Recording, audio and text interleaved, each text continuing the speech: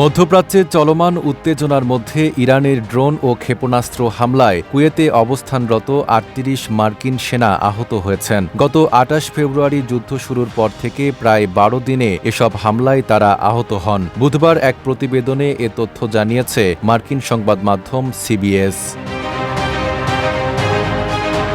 প্রতিবেদন অনুযায়ী আহত সেনাদের অনেকেই ব্রেইন ট্রমা, আগুনে পোড়া ও শার্পনেলের আঘাতে গুরুতর জখম হয়েছেন। তাদের মধ্যে অন্তত একজন সেনা গুরুতরভাবে আহত হয়ে অঙ্গহানির ঝুঁকিতে আছেন। চিকিৎসকদের মতে ওই সেনার একটি পা কেটে ফেলতে হতে পারে।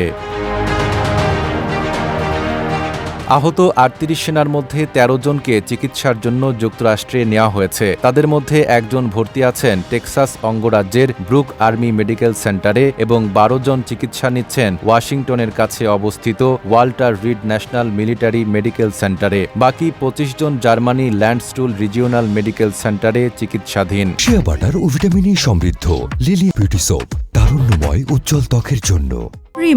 এক বিবৃতিতে যুক্তরাষ্ট্রের প্রতিরক্ষা দপ্তর পেন্টাগন জানিয়েছে, আহত সেনাদের মধ্যে অন্তত ৫ জনের অবস্থা গুরুতর।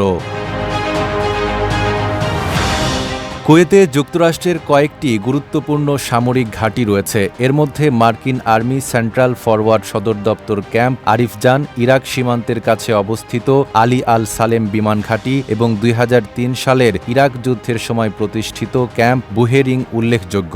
এসব ঘাঁটি বর্তমানে ইরাক ও সিরিয়ায় মোতায়েন মার্কিন সেনাদের গুরুত্বপূর্ণ ট্রানজিট ও অপারেশনাল কেন্দ্র হিসেবে ব্যবহৃত হচ্ছে।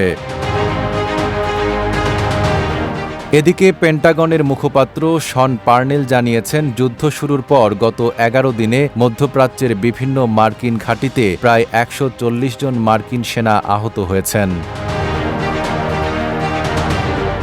নাঈম আরাবী, ঢাকা পোস্ট।